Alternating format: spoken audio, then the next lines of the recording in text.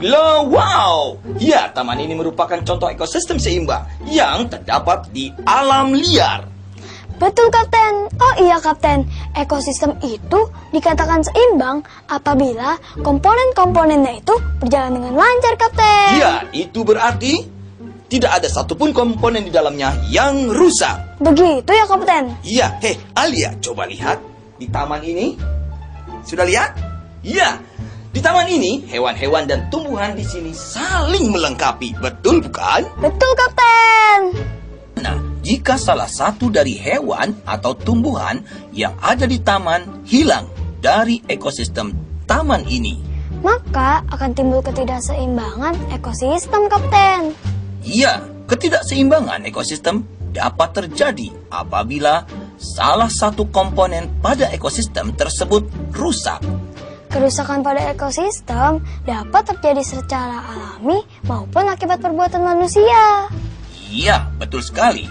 Kerusakan ekosistem secara alami dapat berupa bencana alam, misalnya gunung meletus, badai, banjir. Kegiatan manusia dapat juga mempengaruhi keseimbangan ekosistem loh. Benar, Kapten. Kegiatan yang memanfaatkan tumbuhan secara berlebihan dapat merusak keseimbangan ekosistem. Iya, jika terus dimanfaatkan berlebihan, maka akibatnya jumlah tumbuhan menjadi berkurang dan menjadi langka. Dan ekosistem pun akan terganggu. Oleh karena itu, kita harus menghindari kegiatan-kegiatan seperti penebangan hutan liar, pembakaran hutan oleh manusia dapat mengganggu keseimbangan ekosistem. Karena tanpa disadari, saat ingin membuka lahan pertanian dan perumahan, manusia membuka lahan dengan cara membakar hutan. Akibatnya, lapisan tanah terbakar, tanah pun menjadi kering dan tidak subur, yang menyebabkan hewan-hewan tidak dapat hidup di hutan. Sehingga banyak yang mencari makan ke tempat lain. Penggunaan pupuk buatan yang berlebihan dapat menyebabkan terganggunya keseimbangan ekosistem. Jika terkena air hujan akan larut dan terbawa air ke sungai atau ke danau. Akibatnya, di tempat tersebut terjadi penumpukan unsur hara, Kapten. Iya, sehingga gulma seperti eceng gondok akan tumbuh subur, yang mengakibatkan sistem perairan di sungai atau danau tertutup dengan tanaman liar ini. Produksi perikanan pun akan terganggu, Kapten. Karena ikan-ikan tidak bisa mendapatkan sinar matahari karena tertutup oleh tanaman liar ini. Akibatnya, keseimbangan ekosistem perairan juga akan terganggu. Penggunaan insektisida yang berlebihan akan merusak ekosistem. Ya, karena akan merusak tanaman dan membunuh makhluk hidup yang tidak merusak tanaman. Pembangunan industri pabrik juga dapat mengganggu keseimbangan ekosistem. Bila limbah pabrik tersebut tidak diolah terlebih dahulu, Akan mengakibatkan polusi, baik polusi tanah, udara, maupun polusi air. Alia, tahukah kamu beberapa tumbuhan dimanfaatkan secara berlebihan oleh manusia? Tahu dong, Kapten, hal ini dapat mengganggu keseimbangan ekosistem. Betul sekali, Alia.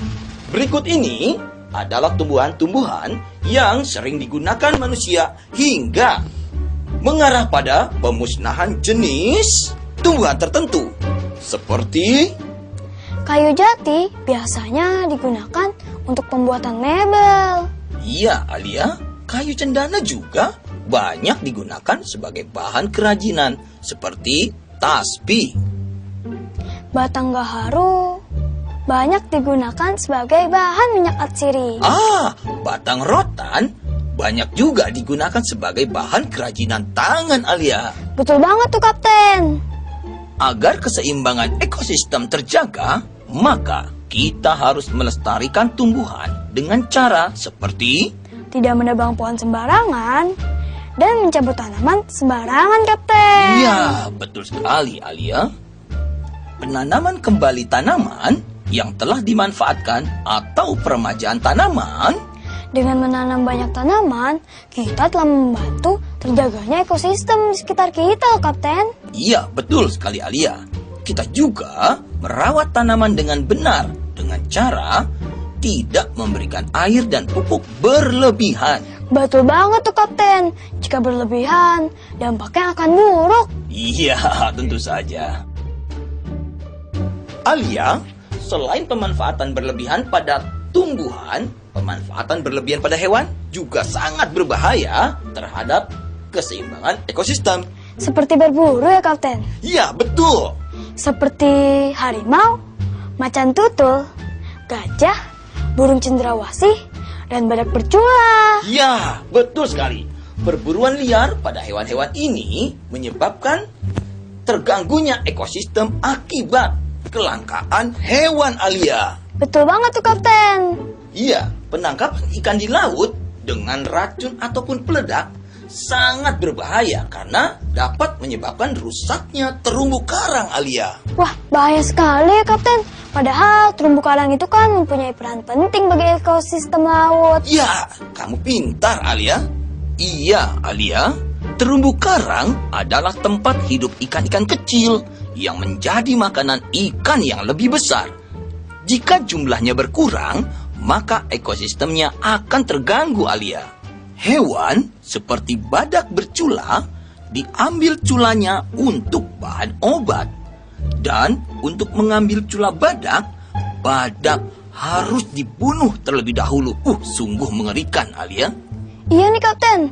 Ini nih yang membuat keberadaan badak semakin langka. Begitu juga dengan gajah. Ia diburu untuk diambil gadingnya. Untuk mengambil gading gajah, biasanya manusia membius atau membunuhnya terlebih dahulu Alia. Wah, benar-benar kejam ya, Kapten.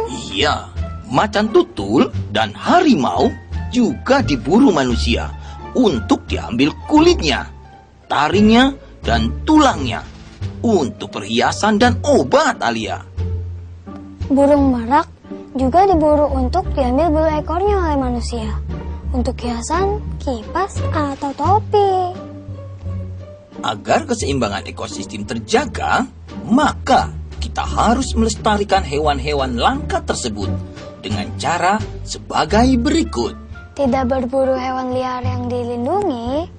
Hewan-hewan langka harus dilindungi dari perburuan liar Alia. Membudidayakan hewan langka. Membuat gading tiruan untuk menurunkan tingkat perburuan gajah.